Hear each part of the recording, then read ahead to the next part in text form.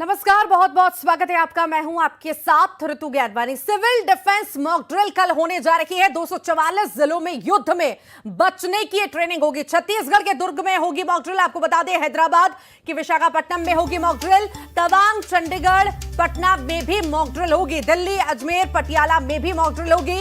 केंद्र सरकार ने राज्यों को निर्देश दे दिए हैं। ये बड़ी जानकारी आपको इस वक्त दे रहे हैं। सिविल डिफेंस मॉक ड्रिल कल होने जा रही है। 7 तारीख तय की गई और कल 7 तारीख है।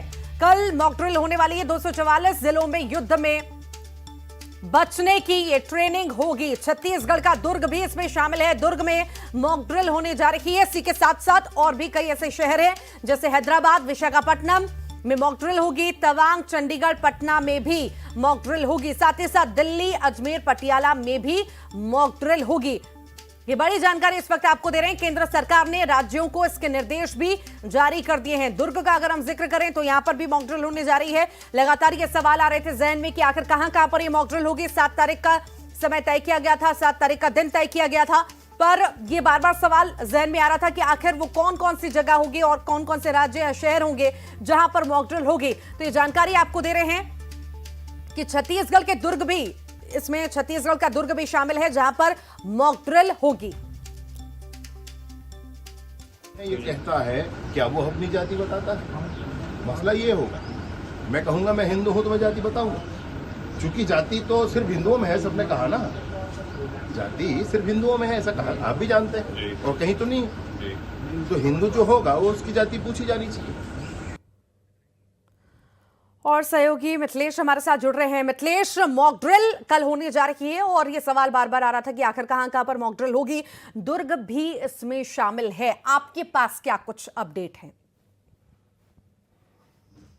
देखिए, बिल्कुल दुर्ग शामिल है, क्योंकि ये भिलाई में सबसे बड़ा भारत सरकार का कारखाना है जहां पर हजारों लोग काम करते हैं। इसको मिनी इंडिया भी कहा जाता है, जहां पर हर धर्म के, हर संप्रदाय के लोग रहते हैं, हर प्रदेश के लोग रहते हैं। यही वजह है कि यहाँ पर जो है बड़ी संख्या में लोग निवास करते हैं। सबसे बड़ा कारखाना है और इसके साथ ही भिलाई इस्पात संयंत्र के साथ साथ करीब 200 ऐसे जिसको ये कहा जाए कि छोटे उद्योग हैं जो भिलाई इस्पात संयंत्र से ताल्लुक रखते हैं, और वहाँ भी हजारों की संख्या में लोग काम करते हैं। तो ऐसे में काफी आर्थिक दृष्टिकोण से काफी महत्वपूर्ण हो जाता है, काफी महत्वपूर्ण शहरों में आता है, क्योंकि 200 उद्योग हैं और साथ ही भिलाई इस्पात संयंत्र जहां करीब 50,000 लोग काम करते हैं, जो भारत सरकार के सबसे प्रमुख उपक्रम माना जाता है। इस वजह से ये काफी महत्वपूर्ण हो जाता है। शैक्षणिक संस्थाएं की यहाँ पर काफी अधिक है, जहाँ दूर दूर से लोग पढ़ने के लिए आते हैं। तो कुल मिलाकर ये देखा जाए कि हर दृष्टिकोण से भिलाई इस्पात संयंत्र होने की वजह से भिलाई काफी महत्वपूर्ण हो जाता है। भिलाई और दुर्ग राजनीतिक दृष्टिकोण से भी काफी महत्वपूर्ण होता है। तो इस वजह से ये देखा जा रहा है कि ये काफी हाई अलर्ट रहा है।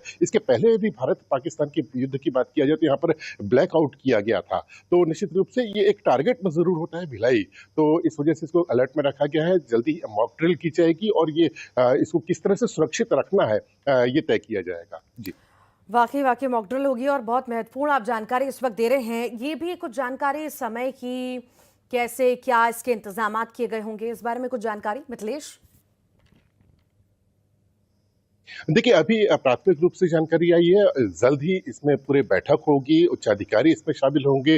बैठक में तय किया जाएगा कि किस तरह से हम सुरक्षा रखेंगे, क्योंकि काफी महत्वपूर्ण ये उपक्रम माना जाता है भिलाई इस्पात संयंत्र। तो इसकी सुरक्षा को भी जिस तरह से सीआईएसएफ जो यहाँ पर सुरक्षा देता है, काफी गोपनीय ये सुरक्षा होती है। इस तरह से जिला पुलिस और अब तो पूरे प्रदेश की नजर इस पे है।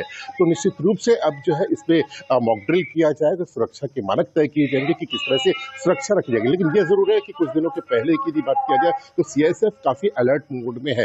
हर लोगों की, आने जाने वाले लोगों की जो है वो सुरक्षा की जा रही है। वहां पर देखा जा रहा है कि कहीं अवैध तरीके से अंदर दाखिल तो नहीं कर रहा है, क्योंकि अक्सर ये देखा गया है कि भिलाई इस्पात संयंत्र में कोई फर्जी गेट पास लेकर अंदर दाखिल हो जाता है और कहीं न कहीं सुरक्षा में चूक मानी जाती है। तो इसमें एहतियात के रूप में काफी ये एहतियात बरता जा रहा है। वहां पर सीआईएसएफ के जवान जो है वो तैनात है। हर आने जाने वालों पर नजर रखी जा रही है। सीसीटीवी कैमरे तो पहले से ही लगे हैं, उसमें और भी चौकन्ना होकर उसमें नजर रखी जा रही है, ताकि कोई अवैध जो लोग हैं वो अंदर प्रवेश ना कर पाए और सुरक्षा में कोई चूक ना हो। तो ये एक अंदरूनी रूप से तैयारी है। इसके साथ में जो बाहरी रूप से यदि बात किया जाए तो जिला पुलिस अब तय करेगी कि किस तरह से इसमें सुरक्षा दी जानी है। मॉक ड्रिल भी किया जाएगा और सभी की सुरक्षा ये पहली प्राथमिकता होगी। ठीक, बहुत बहुत शुक्रिया मिथिलेश।